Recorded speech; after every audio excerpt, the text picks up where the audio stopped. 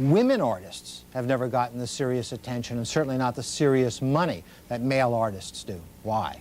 The Guerrilla Girls, who call themselves the conscience of the art world, have plastered their answer all over town. The Guerrilla Girls are an anonymous feminist activist group.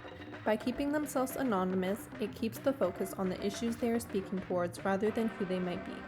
The issues that they choose to base their art off of is the unfair, overlooked issues that surround gender, ethnic bias, and the corruption in politics, art, film, and pop culture.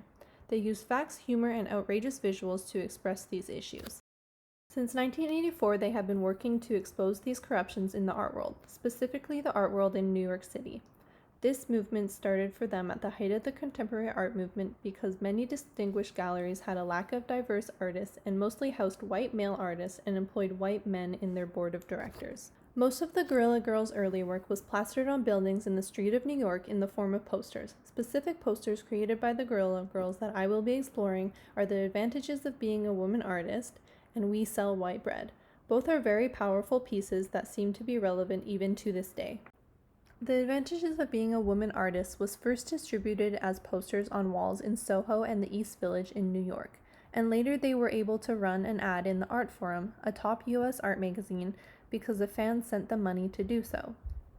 The content of this work is using humor to encourage female artists to look on the brighter side of their career path and the benefits they have.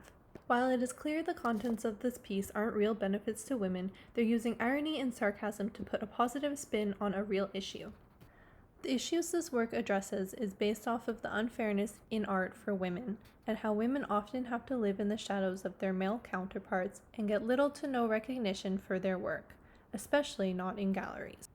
By highlighting these so-called benefits of being a woman artist, it brings light to the actual benefits male artists have in comparison, and sparks conversation and debate about why this is and how it can be changed.